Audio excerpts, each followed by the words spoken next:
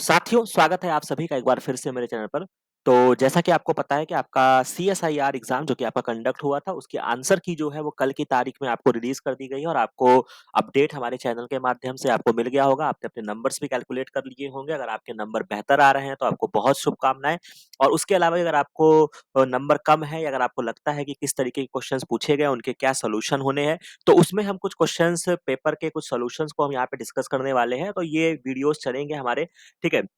जहाँ पे हम सीएसआईआर के चूँकि 2 शिफ्ट में पेपर हुआ है तो डिस्कस करना विदिन 1 डेज़ पॉसिबल नहीं है, तो आपको आज, कल, परसों तक आपको इसके सॉल्यूशंस जो रहेंगे वो आपको मिलते रहेंगे।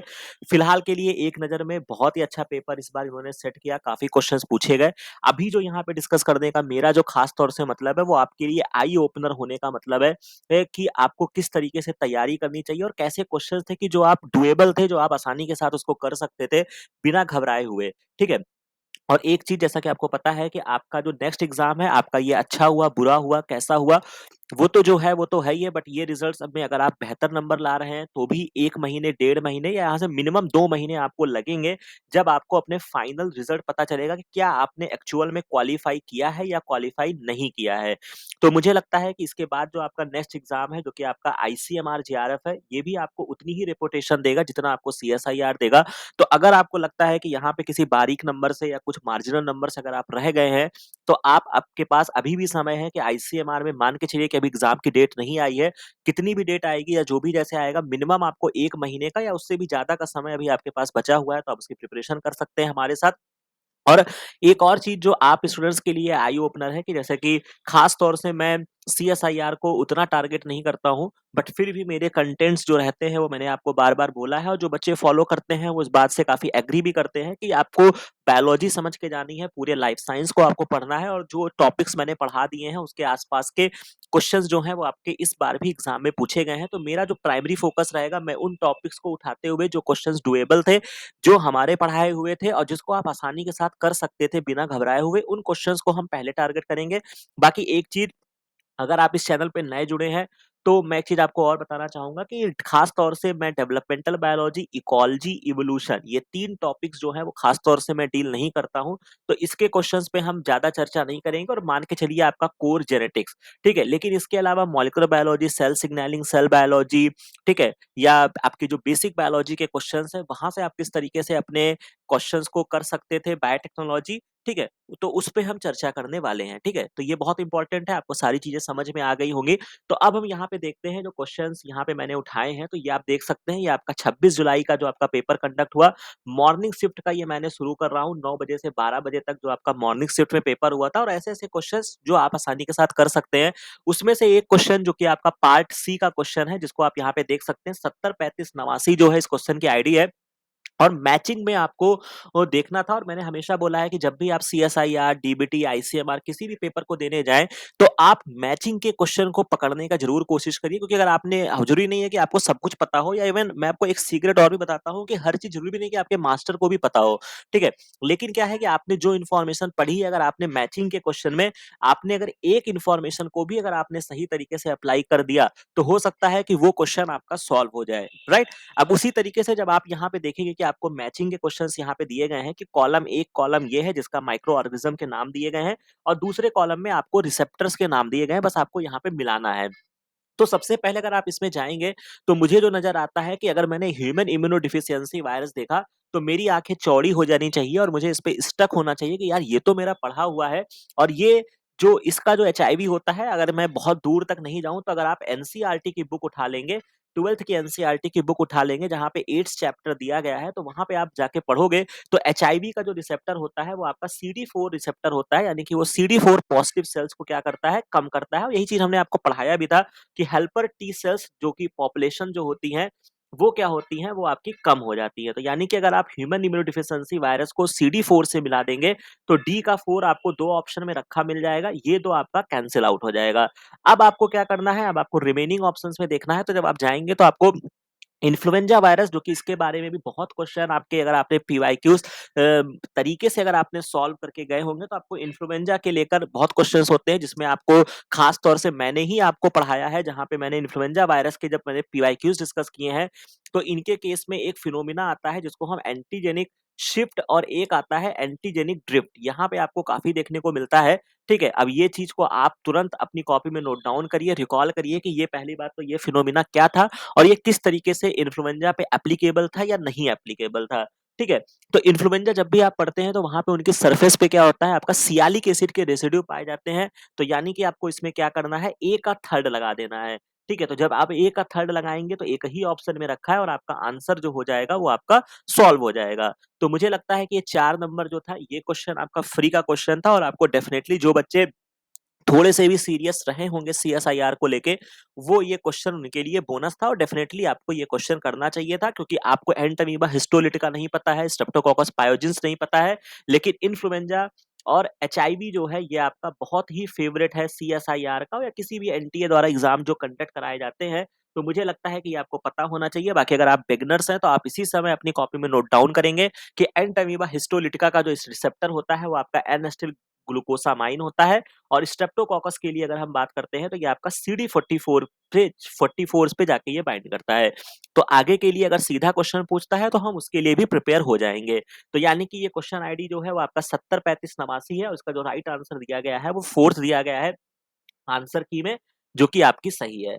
इसके बाद अगर हम एक और क्वेश्चंस की तरफ आगे बढ़ते हैं, जो कि आपका बायोकेमिस्ट्री का क्वेश्चन है और बायोकेमिस्ट्री के पाथवेज को हमने बहुत अच्छे से कवर किया है, जहाँ पे हमने मेगा रिवीजन में भी ग्लाइकोलिसिस से लेके पूरा हमने क्रैब साइकिल तक किया है और बाकी जब आप हमारे एक प्लेलिस्ट में जाओगे, जहाँ पे हमने सीएसआईआर पीवाईक्यूज को डिस्कस किया है, ठीक है?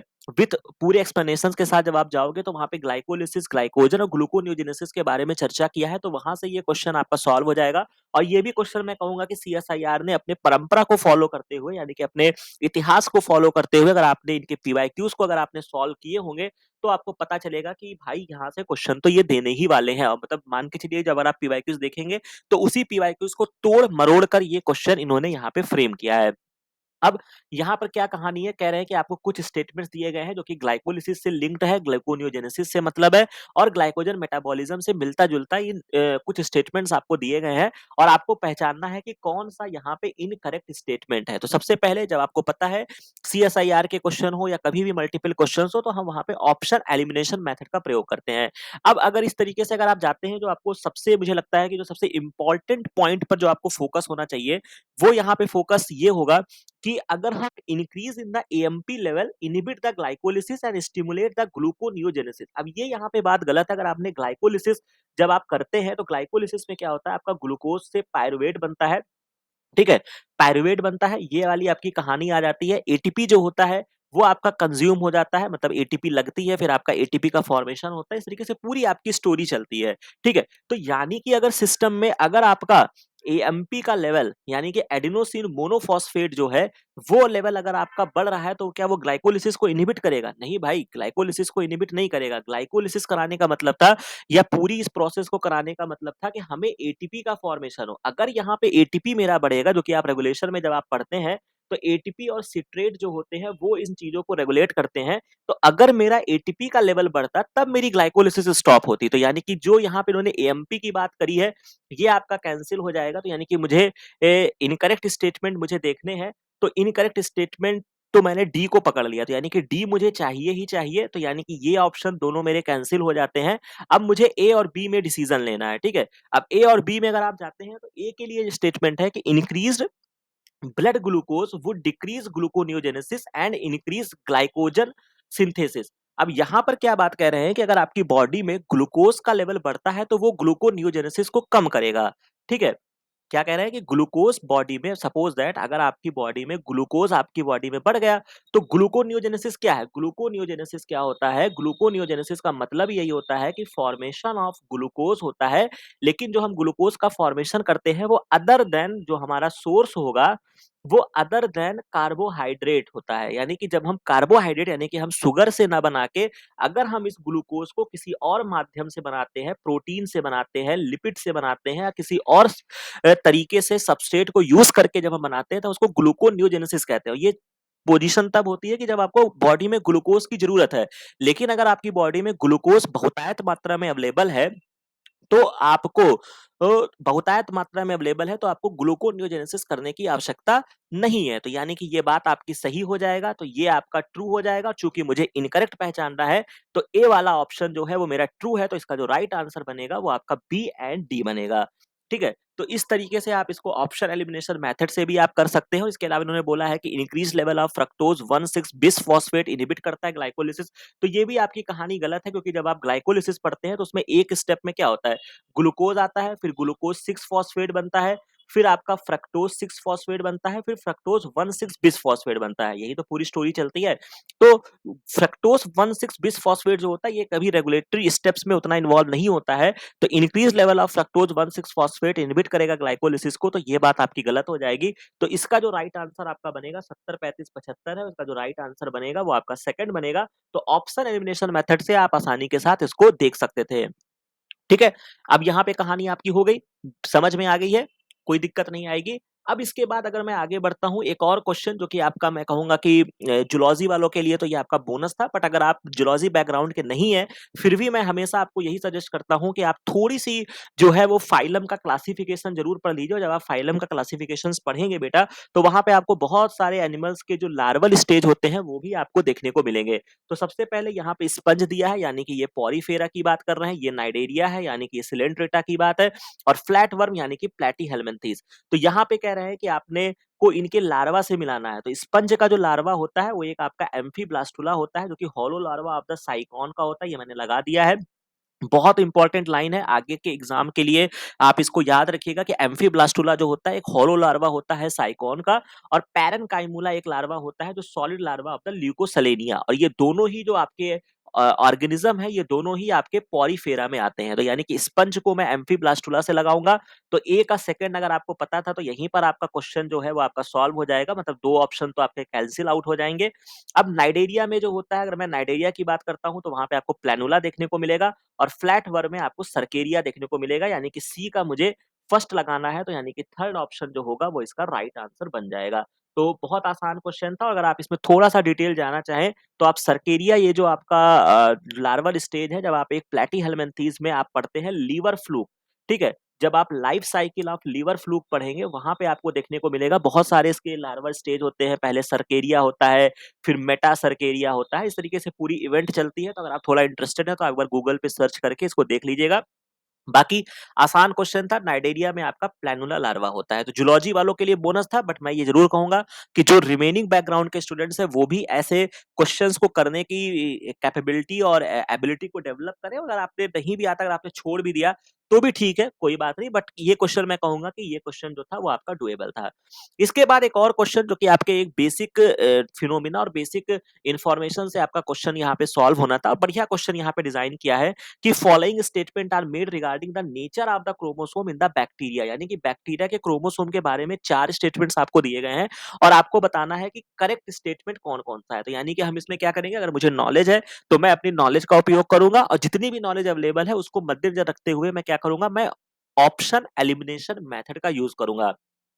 ठीक है? तो पहला कह रहे हैं कि मोस्ट द बैक्टीरियल जो क्रोमोसोम होता है वो आपका सर्कुलर होता है, लेकिन few bacteria have linear chromosome exist. तो ये बात बिल्कुल सही है। जब भी आपने बैक्टीरिया को पढ़ा होगा, तो क्रोमोसोम की बात आती है। अगर आपने डीएनए बायोलॉजी को पढ़ा होगा, तो बैक्टीरिया का क्रोमोसोम आपका सर्कुलर होता है, बिल्कुल सही बात। ई कोलाई आपने पढ़ा होगा, ई कोलाई का जो क्रोमोसोम होता है वो सर्कुलर होता है, ठीक है? लेकिन जो आपका लीनियर क्रोमोसोम होता है, ये भी एक बहुत इंपॉर्टेंट बैक्टीरिया की स्पीशीज, अगर आपने हमारे साथ बहुत सारे जो हमने जब से चैनल क्रिएट किया है और क्वेश्चंस को सॉल्व कराते हैं, तो कहीं न कहीं मैंने ये 200% मैंने ज़िक्र किया है और रटाया भी था कि एक आपकी बैक्टीरिया की स्पीशीज़ होती है जिसको हम बोरेलिया बोलते हैं। और मैंने ये बोला था कि इसकी स्पेलिंग में 2 बार एल आता है, तो इसको याद रखिएगा। इसकी जो क्रोमोसोम होता है या डीएनए होता है, इसमें लीनियर पाया जाता है। तो करेक्ट मुझे पहचानना है, तो यानी कि मेरा ए ऑप्शन जो है वो मेरा ट्रू है, बिल्कुल सही बात। तो यानी कि बी वाले को मैंने कट कर दिया, अब मेरे पास ए है, ठीक है? ए इन्होंने रिमेनिंग 3 ऑप्शन में रखा है। इसके बाद अगर मैं और ऑप्शंस को पकड़ना चाहूँ, तो मुझे एक चीज़ और समझ में आती है कि chromosome in the bacteria are stabilised by the histone like protein. तो ये भी आपकी बात सही है। आपने पढ़ा होगा, जब आपने खास तौर से अगर मैं यूकैरियोट्स की बात करता हूँ, तो वहाँ पे हिस्टोन प्रोटीन्स होती हैं। हिस्टोन क्या करती हैं? पॉजिटिव चार्ज बियर करती हैं। लाइसिन और अर्जिनिन, इनके पास अमाइनो एसिड होता है। डीएनए के पास क्या होता है? नेगेटिव चार्ज होता है। ये दोनों आपस में रैप करके क्या बना लेते हैं? न्यूक्लियोसोम बनाते हैं। और जब भी ये सारी बातें हुई हैं, तो मैंने आपको 2 बातें मैंने आपको और बताई थी कि बैक्टीरिया या अगर मैं प्रोकैरियोट्स की बात करता हूँ, तो वहाँ पे हिस्टोन नहीं होता है, वहाँ पे क्या होता है? पॉलीअमाइन्स होते हैं, ठीक है? हिस्टोन लाइक प्रोटीन्स होते हैं जो पॉजिटिव चार्ज बियर करते हैं, इनको पॉलीअमाइन्स कहते हैं। और इसी के क्रम में आपका सीएसआईआर के पीवाईक्यूज में एक क्वेश्चन आया है, जो मैंने जाके देखिएगा प्लेलिस्ट में मैंने डिस्कस किया है, 2021 या 23 में क्वेश्चन आया है।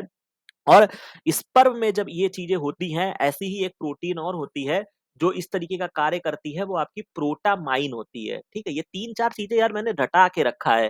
तो यानी कि यहाँ पे हिस्टोन की जैसी ही तो प्रोटीन है, स्पर्म में मैं उसको प्रोटामाइन कहता हूँ, और बैक्टीरिया में मैं इसको क्या कहता हूँ, या प्रोकैरियोट्स में मैं इसको पॉलीअमाइन कहता हूँ। तो यानी कि डी स्टेटमेंट जो है वो मेरा ट्रू है। तो यानी कि 2 स्टेटमेंट मुझे ट्रू मिल गए, डी मुझे यहाँ रखा मिल रहा है, डी मुझे यहाँ रखा मिल रहा है। तो ये वाला ऑप्शन मेरा कैंसिल हो गया। अब मुझे डिसाइड करना है कि बी और सी में से क्या सही है। अब इसमें भी आप जाएँगे तो आप थोड़ा-सा, अगर आप पीवाईक्यूज़ के जो क्वेश्चन, सॉरी, पीवाईक्यूज़ डिज़ाइन किए जाते हैं, या जो आप सीएसआईआर के आप जब मल्टीपल क्वेश्चंस को सॉल्व करने की गतिविधि को समझेंगे, वहाँ से आप इसको पकड़ सकते हैं और थोड़ी-सी नॉलेज भी आप लगा सकते हैं। कह रहा है कि all the bacteria system are known to have a single chromosome. अब यहीं पर इन्होंने बात गलत कर दी। ऐसा नहीं है कि किसी भी, जितनी भी दुनिया में बैक्टीरिया है, उनके पास केवल एक ही क्रोमोसोम होता है, ठीक है? तो यानी कि बी मेरा कैंसिल हो जाएगा, तो जिसका राइट आंसर बनेगा वो मेरा ए सी डी होगा। और कुछ बैक्टीरिया क्रोमोसोम में आपके इनहेंसर लाइक एलिमेंट्स पाए जाते हैं। तो ये भी आप अपने बुद्धि विवेक से और कॉमन सेंस से आप थोड़ा सा यहाँ पे दिमाग लगा सकते थे कि इनहेंसर, जो कि हम हमेशा यूकैरियोट सिस्टम में पढ़ते हैं, लेकिन कुछ कुछ एक्सेप्शन केस भी एग्जिस्ट करते हैं, जहां पे इनहेंसर लाइक एलिमेंट्स जो होते हैं वो बैक्टीरिया के क्रोमोसोम में पाए जाते हैं। और ऐसा नहीं है कि केवल एक क्रोमोसोम होगा केवल बैक्टीरिया के सिस्टम में। तो यानी कि इसका जो राइट आंसर बनेगा वो आपका ए सी डी बनेगा। क्वेश्चन आईडी जो है वो 703582 है। तो आप किस तरीके से छोटे-छोटे इन्फॉर्मेशन को कनेक्ट करके आप इस क्वेश्चन को सॉल्व कर सकते हो। यही इस सीएसआईआर एग्जाम की खूबसूरती है कि आपको एक पल घबराहट होगी और एक पल आपको अपने मास्टर पे डाउट होगा कि यार पता नहीं इन्होंने क्या पढ़ा है। क्योंकि जब इस बार का पेपर देकर बच्चे निकले, खास तौर से मेरे से भी बात हुई या किसी और से भी बात हुई, बड़े-बड़े प्लेटफॉर्म्स का भी नाम लिया, बोला कि सर इस बार ऐसा क्वेश्चन पेपर था कि कुछ समझ ही में नहीं आ रहा था। लेकिन जब इसको अब मैं आपको एक्सप्लेन कर रहा हूँ, तब आपको समझ में आएगा कि भाई, लाइफ साइंस का जो पेपर है, थोड़ा-सा अगर वो डीप जाके बनाने की कोशिश करेंगे, जो कि आपका सीएसआईआर का इतिहास रहा है, कि थोड़ा-सा वो अंदर जाके पूछते हैं, तो ऐसा नहीं है कि जो बुक्स आपके पास अवेलेबल है, चाहे वो ऑथेंटिक बुक है, ब्रूस अल्बर्ट है, लॉडिश है, लेलिंजर है, अगर आप किसी कोचिंग इंस्टीट्यूट्स की बुक फॉलो करते हैं, तो ऐसा नहीं है कि अगर आपने उस बुक को या उस पुस्तक को या उस नोट्स को जो आपके मास्टर ने पढ़ाया है, अगर आपने उसको सलीके से पढ़ा होगा, तो ऐसा नहीं है। हाँ, टॉप या ना टॉप करने की बात अलग है, लेकिन क्वालीफाई करने का, नंबर भर का, जो ये 120 130 नंबर लाने का क्वेश्चन पेपर आपका था, जो कि आप आसानी के साथ ला सकते थे। ठीक है? मतलब डिसेंट पढ़ाई के साथ। अब ये नहीं कहूँगा 2 महीने की पढ़ाई से आप ला सकते हैं। मतलब अगर आपने एक डिसेंट पढ़ाई किया है, तो मेरा ये कहने का मतलब है कि इतना भी अनोखा चीज़ें नहीं आई थी कि जिसको आप अप्लाई नहीं कर सकते थे। ठीक है? तो यहाँ तक क्वेश्चन हो गया। बिल्कुल सही बात सर, यहाँ तक हमने समझ लिया। इसके बाद एक और क्वेश्चन है, जो कि मैंने थोड़ा-सा आपको जताने का प्रयास किया है इस पर्टिकुलर क्वेश्चन में। बाकी आगे के क्वेश्चन्स में हम आपको दिखाएँगे कि हमारे और कौन-कौन से पढ़ाए हुए क्वेश्चन्स आपसे एग्ज़ाम में पूछे गए। इस पर्टिकुलर क्वेश्चन, जो कि मैं जेनेटिक्स को जनरली कवर नहीं करता हूँ, मैंने केवल ह्यूमन जेनेटिक्स ही पढ़ा के रखा, थोड़ा बहुत ही मैं आपको बताता हूँ कि मैं मतलब जेनेटिक्स के बारे में मैंने थोड़ी बहुत ही क्लासेस मेरे चैनल पे अवेलेबल है, और मैं थोड़ा-सा इसको अवॉइड भी कराता हूँ। बट कभी-कभी क्या होता है ना कि आपके केवल बेसिक इन्फॉर्मेशन से भी आपके क्वेश्चन सॉल्व हो जाते हैं। तो यहाँ पे क्या था कि कुछ कॉन्सेप्ट ऑफ जेनेटिक्स दिए गए हैं और फिल इन द ब्लैंक्स है, 4 स्टेटमेंट्स में आपको उनको भरना है। ठीक है? तो अगर मैं इसमें पढ़ता हूँ, तो जो 4 स्टेटमेंट मुझे यहाँ पे नज़र आ रहा है, तो अगर मुझे नज़र आ रहा है, तो मैंने एक म्यूटेशन पढ़ा होगा और मैंने एक एपिजेनेटिक्स पढ़ा होगा। एपिजेनेटिक्स में क्या होता है कि जब आपका प्रोटीन की सिंथेसिस हो जाती है, उस प्रोटीन के बनने के बाद अगर कोई मॉडिफिकेशन होता है, मान लो मिथाइल ग्रुप लगा दिया, मान लो मैंने एसिटाइल ग्रुप लगा दिया, फॉस्फेट लगा दिया या कुछ और लगा दिया, जिससे उसके चीज़ों में, उसके कह सकते हो कि उसके एक्सप्रेशन में परिवर्तन आ गया, तो हम उसको क्या बोलते हैं? एपिजेनेटिक बोलते हैं। तो एक चीज़ में मुझे यहाँ पे दिख रहा है कि a heritable change in the gene expression, यानी कि जीन के एक्सप्रेशन में चेंज आ रहा है, यहीं से मुझे पकड़ना है। That does not result from A change in the nucleotide sequence of the genome, यानी कि यहाँ पे कोई बेस में प्रॉब्लम नहीं हुआ। डीएनए का एडेनिन, गुआनिन, साइटोसिन, यूरेसिल सब कुछ वैसे के वैसा है, बस लास्ट में मैंने क्या किया है, उसमें या तो मैंने एसिटाइल ग्रुप जोड़ा या मिथाइल ग्रुप जोड़ा, या मैंने कुछ और तरीके का भी फिनोमेना कर दिया जिसका बेस से लेना देना नहीं है। तो मैं इसको क्या कहता हूँ, मैं इसको क्या कहता हूँ, मैं इसको क्या कहता हूँ, मैं इसको एपिजेनेटिक कहता हूँ। तो बी में मुझे क्या भरना है, एपिजेनेटिक भरना है। तो यानी कि 2 ऑप्शन में रखा है, तो यानी कि थर्ड और फोर्थ मेरा कैंसल हो गया। इसके बाद अगर आप थोड़ा-सा और अगर आपकी तरफ आप अगर बढ़ना चाहें, तो एक चीज़ को और यहाँ पे आप पकड़ सकते हैं कि allele that result in the death of the organism, यानी कि ऑर्गेनिज्म की डेथ कर दे रहा है, जो कि होमोजाइगस कंडीशन में है। तो हम इसको क्या कहेंगे? यानी कि अगर ये होमोजाइगस में ही कर दे रहा है, तो ऑब्वियस सी बात है, अगर भाई ये होमोजाइगस में ही डेथ कर रहा है, तो ये आपका रिसेसिव लीथल होगा। तो ये आपका डी यहाँ पे भी आपको मिल जाएगा। और उससे भी ज़्यादा अगर आपको और समझना है, आसान में समझना है, तो degree to which a particular gene is express in the phenotype, तो जिस हिसाब से वो एक्सप्रेस होता है वो उसकी एक्सप्रेसिविटी बनता ही है। और the frequency by which a dominant या homozygous recessive gene is a phenotypically express within a population, और जब ये पॉपुलेशन में आता है तब हम इसको क्या बोलते हैं, पेनिट्रेंस बोलते हैं। तो इस तरीके से ये क्वेश्चन भी आपका डुएबल था कि मतलब आप छोटी सी इन्फॉर्मेशन, मतलब आपने जेनेटिक्स बहुत अंदर तक नहीं पढ़ा, लेकिन आपने अगर उसके टर्मिनोलॉजी को समझा था तो भी आप इस क्वेश्चन को सॉल्व कर सकते थे। तो 70, 36, 15 का जो राइट आंसर आपका बनेगा, वो आपका पहला बनेगा। ठीक है? बाकी अगर आप बिगिनर्स हैं तो आप इनके ऑप्शंस को अपनी कॉपी में नोट डाउन कर लीजिए। हो सकता है कि नेक्स्ट टाइम आपसे फिर कुछ इस तरीके का क्वेश्चन आपसे पूछा जाए। ठीक है? अब इसके बाद अगर मैं बात करता हूँ एक और मैचिंग का क्वेश्चन, जो कि आपको हमेशा मैंने बोला है कि मैचिंग के क्वेश्चन में आपका दिमाग एकदम खुल जाना चाहिए। तो एक क्वेश्चन यहाँ पे बोला है एबीए यानी कि एब्सिसिक एसिड जो है important role in the plant respond to the water stress, और एक आगे से याद भी रखिएगा, इसको हम स्ट्रेस हार्मोन भी बोलते हैं। प्लांट के चैप्टर्स पे जाओगे मेरे प्लेलिस्ट में तो आपको मैंने सारे हार्मोन्स पढ़ा के रखे हैं। तो स्ट्रेस हार्मोन बोलते हैं एबीए को प्लांट के रेफरेंस में। ठीक है, अब आपको यहाँ पे 2 पाथवे दिए गए हैं एबीए के, और आपको मैच करना है। अब इसके 2 क्वेश्चन, 2 तरीके हो सकते हैं इस क्वेश्चन को सॉल्व करने के। या तो आपको ये पूरा कह सकते हैं कि आपको पूरा पाथवे पता हो एबीए का, और अगर आपको नहीं पता है, अगर आपने बेसिक बायोकेमिस्ट्री भी पढ़ी है और कुछ-कुछ छोटी चीज़ों को अगर आप पिरोएँगे, तो अगर मैं इसमें जाता हूँ तो मुझे एक चीज़ जो मुझे लगता है कि सभी बच्चों ने कहीं न कहीं पढ़ा होगा, वो साइटोक्रोम P450 मोनो ऑक्सीजनेज, जो कि कई बार ज़िक्र आया है, और इसको आपने माइटोकॉन्ड्रिया में पढ़ा होगा। इसके बाद आपने इसको खास तौर से जहाँ पे इसका ज़्यादा संबंध आता है, वो आपका डिटॉक्सिफिकेशन जब आप पढ़ते हैं ऑफ द लीवर में, जब आपकी डिटॉक्सिफिकेशन की रिएक्शंस होती है, वहाँ पे ये बहुत इंपॉर्टेंट प्ले करता है। और जैसा कि हमने कई बार इसके नाम को भी एक्सप्लेन किया है कि ये इसका मोनो ऑक्सीजनेस क्लास में आता है। इसका नाम भी इसलिए आता है क्योंकि इसका एक ऑक्सीजन जो होता है, मतलब जब ये रिएक्ट करता है तो इसका एक ऑक्सीजन सबस्ट्रेट में जाके ऐड हो जाता है, और एक ऑक्सीजन से वाटर का फॉर्मेशन होता है, और ओवरऑल ये एक तरीके की क्या हो जाती है, आपकी ऑक्सीडेटिव रिएक्शन होती है। ठीक है? तो यानी कि अगर मैं ऑक्सीडेटिव रिएक्शन की तरफ जाता हूँ तो मुझे केवल एक ऑप्शन में यहाँ पे मैचिंग में रखा हुआ है कि साइटोक्रोम P450 को अगर मैं इन्वॉल्व कर दूं in the oxidative pathway for ABA catabolism, तो बी का फर्स्ट हो जाएगा। एक ही ऑप्शन में रखा है, आपके 4 नंबर आपकी झोली में आ गए। इसके बाद अगर आपको और थोड़ा-सा समझना है, थोड़ी-सी और बुद्धि अगर आपको लगानी है, तो आप इस तरीके से भी इसको सॉल्व कर सकते हैं कि एबीए ग्लाइकोसिल ट्रांसफरेज, अगर आपने अभी रिसेंट में हमारे साथ जुड़े होंगे तो हमने आपको एन लिंक्ड ग्लाइकोसाइलेशन और ओ लिंक्ड ग्लाइकोसाइलेशन बहुत डिटेल में समझाया, और आपको बताया भी कि जब हमने गोल्जी बॉडी पढ़ा था तो वहाँ पे क्या हो रहा था, ग्लाइकोसाइलेशन कहाँ होता है, गोल्जी बॉडी में होता है, ग्लूकोज का ऐड होता है, और ग्लाइकोसिल ट्रांसफरेज जो होता है ये आपका मार्कर एंजाइम होता है। किसका मार्कर एंजाइम होता है? गोल्जी बॉडी का। तो ग्लूकोज को आप ऐड करते हो, तो यानी कि ग्लूकोज को ऐड करते हो या किसी शुगर को आप ऐड कर रहे हो, ठीक है? तो यानी कि सी का मेरा क्या होगा? सेकंड हो जाएगा, production of A sugar conjugated form of ABA, यानी कि ग्लाइकोसिल ट्रांसफरेज से आप शुगर ही तो लगाओगे, तो सी का सेकंड हो गया। यहाँ भी इंफॉर्मेशन से आपका एक ही ऑप्शन में रखा है, काम बन जाएगा। और इसके बाद यही शुगर को अगर आपको, चूंकि ये बीटा ग्लूकोसाइडेज है, यानी कि इसको तोड़ेगा, तो यानी कि ये क्या करेगा, रिलीज कराने का काम करेगा ABA from it sugar conjugated, यानी कि जो शुगर को आपने जोड़ा था उसको तोड़ने का काम कौन करेगा? ग्लूकोसाइडेज करेगा। और 9,6 इपॉक्सी कैरोटीनॉइड डाइऑक्सीजनेज जो होता है, ये आपका ज़ैंथोसिन के फॉर्मेशन में हेल्प करेगा। तो मुझे लगता है कि ये भी क्वेश्चन अच्छा क्वेश्चन था, डिसेंट क्वेश्चन था, 4 नंबर यहाँ पे लेने वाले क्वेश्चन थे। अगर आपने किया तो बहुत अच्छी बात है, अगर आपने छोड़ा तो मुझे लगता है कि शायद आपको थोड़ा अपने कॉन्सेप्ट पे विचार करना चाहिए कि आप इस क्वेश्चन को मतलब आप इस तरीके से नहीं सोच सकते हैं कि ये बॉटनी वाले ही कर सकते थे। थोड़ी-सी बायोकेमिस्ट्री, थोड़ी-सी अगर आप लाइफ साइंस को टारगेट कर रहे हैं, तो आपको इतनी बुद्धि आपको डेवलप करनी पड़ेगी कि आप ऐसे क्वेश्चन्स को सॉल्व कर सकें। तो ये क्वेश्चन मैंने आपको बता दिया बहुत सरलता के साथ। इसी तरीके से एक और आपका जो नोमेनक्लेचर को लेके क्वेश्चन था, कॉलम एक्स को वाई से मिलाना था, ये भी मेरा पढ़ाया हुआ क्वेश्चन है। और हालाँकि देखा जाए तो मुझे भी कोर ज़ूलॉजी में इतना नहीं पता है, जिस तरीके से यहाँ पे होमोनीम, बेसोनीम, हेमी होमोनीम वगैरह है। मतलब मैं यहाँ पे कोई चिकनी वाली बातें नहीं करता हूँ कि आपको मतलब घी से लदी-वुदी बातें मैं करूँगा। जो फैक्ट है मैं वो बताता हूँ, ठीक है? क्योंकि ऑब्वियस सी बात है, इतना ब्रॉड सिलेबस है, कोई इंसान सर्वज्ञ नहीं है कि उसको सारी चीज़ें पता ही होती हैं। हर इंसान के अपने एक स्पेसिफिक उसका ज़ोन होता है, लेकिन थोड़ा-थोड़ा इंसान सब चीज़ों को समेटता है, पढ़ता है। तो ज़ूलॉजी वालों के लिए तो मैं तो कहूँगा कि ये आपका बोनस क्वेश्चन था, उनको तो मज़ा ही आ गया होगा। 2 क्वेश्चन उनको मैचिंग में बहुत आसान से मिल गए, जो कि उनके दाएँ-बाएँ का काम था।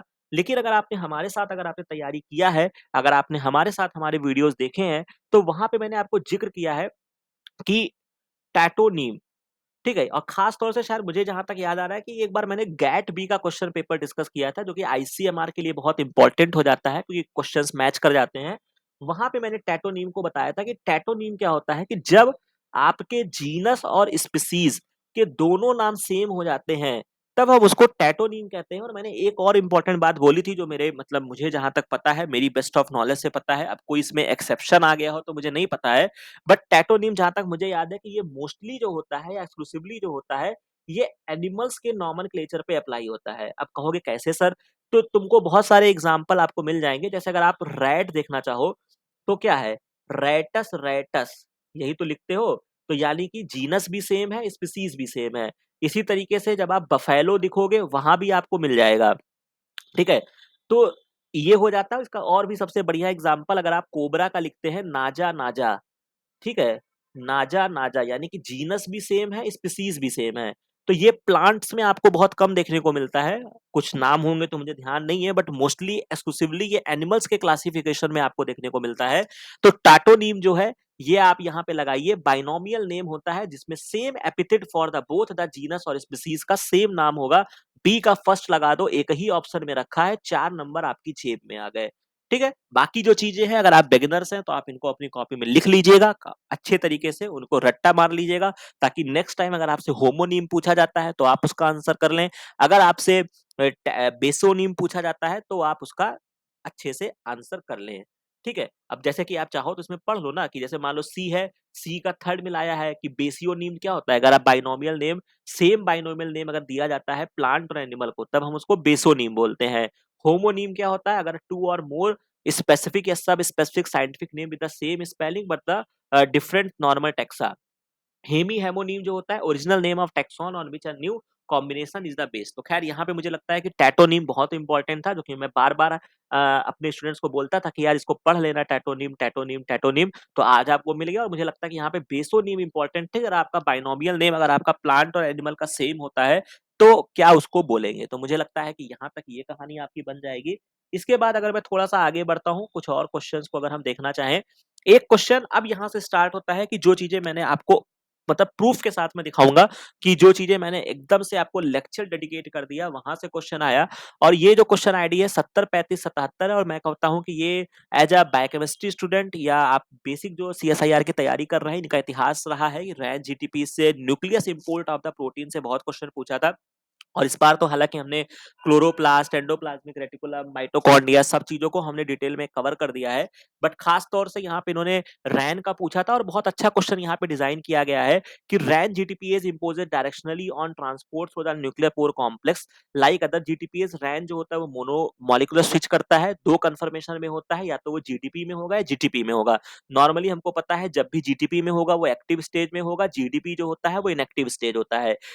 जीटीपी जीडीपी से जीटीपी के लिए क्या होता है? हमें ग्वानिन न्यूक्लियोटाइड एक्सचेंज फैक्टर, यानी कि हमने यहाँ पे डाई से ट्राई मिलाया, हमने एक्सचेंज किया। और चूंकि ये हमेशा एक्टिव भी ना रह जाए, इसीलिए इसको समय के साथ हमें डीएक्टिवेट करना होता है। तो अगर हम इसकी जीटीपीएस एक्टिविटी को डाउन कर दें, तो यानी कि जीटीपीएस एंजाइम हम लगाते हैं, तो इसको हम क्या बोलते हैं?